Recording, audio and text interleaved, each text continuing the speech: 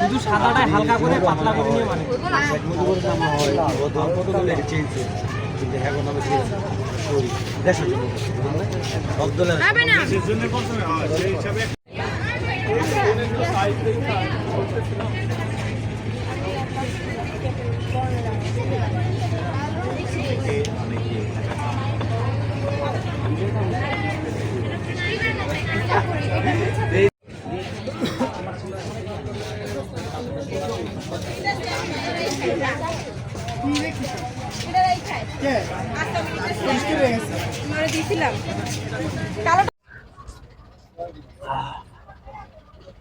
বৈষম্য বিরোধী ছাত্র আন্দোলন এবং সমাজতান্ত্রিক ছাত্র ফ্রন্টের পক্ষ থেকে শহরে বিভিন্ন জায়গায় আমরা বিভিন্ন ধরনের কর্মসূচি পালন করেছি। তারই ধারাবাহিকভাবে আজকে আমরা বন্দর ঘাটে আমরা দেয়াল লিখন করছি এবং সেই ক্ষেত্রে আমাদের শিক্ষার্থীরা এবং ছাত্র ফ্রন্টের নেতাকর্মীরা সবাই মিলে আমরা দেয়ালে একটা প্রতিবাদী ভাষা তুলে ধরছি। সেই জায়গা থেকে বর্তমান সময় যে বিদ্যমান যে পরিস্থিতির মধ্যে আমরা বিরাজ করছি, একটা সন্ত্রাসী কর্মকাণ্ড দেখছি, হামলা চলছে, সাম্প্রদায়িক দাঙ্গা চলছে এবং একই সাথে সবাই নিরাপত্তাহীনভাবে জীবনযাপন করছে। সেই করুণ অবস্থায় আমরা দাঁড়িয়ে আমরা বর্তমান যে পরিবেশ, সেই পরিবেশে এখন বর্তমান সময় এসে রাজনৈতিক আলাপ আলোচনা দরকার।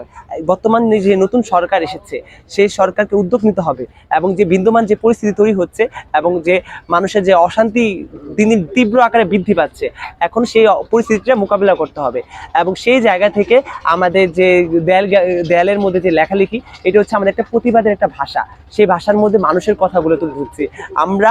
আমরা বর্তমান সময় একটা স্বৈরাচারী শেখ হাসিনা সরকারকে পতন ঘটিয়েছি, কিন্তু আজও আমরা স্বৈরাচারী ব্যবস্থার পরিবর্তন করতে পারিনি। সেই স্বৈরাচারী সমাজ ব্যবস্থাকে পাল্টাতে হলে আমাদের সকলকে ঐক্যবদ্ধভাবে এই লড়াই সংগ্রামটা পরিচালনা করতে হবে। বিগত দিন ধরে আমরা যে দেশের যে নৈরাজ্য চলছে 15 বছর যাবৎ, সেই নৈরাজ্য তো 2-1 দিনের মধ্যে শেষ হবে না। সেই রেসটা দীর্ঘস্থায়ী চলমান থাকবে। সেই দীর্ঘস্থায়ী চলমান এই রেসটাকে কাটানোর জন্য আমাদের প্রশাসনিকভাবে আমাদের জনতাকে, আমাদের ছাত্র সমাজকে এবং আমাদের সুশীল সমাজকে এগিয়ে আসতে হবে এবং সেই প্রতিবাদের ভাষার মধ্যে দিয়ে সেই স্লোগানকে সামনে রেখে এই প্রতিবাদকে জাগ্রত করতে হবে। শুরু করতে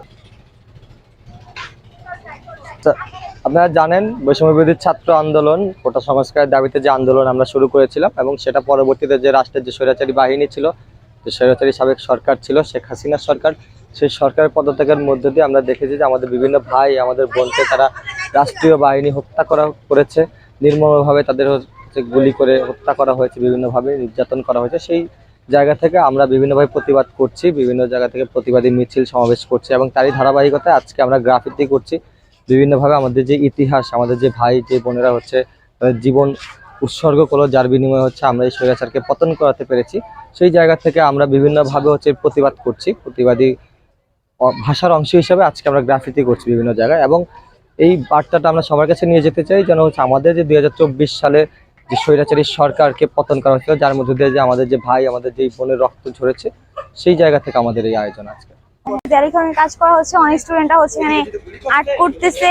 তারা এখানে আবু সাইদের ছবি আর্ট করছে। এটা রাষ্ট্রকে বুঝাচ্ছে আবু সাইদ তার কিভাবে আত্মত্যাগ করছে। সে নিজের জীবনকে বিসর্গ করছে।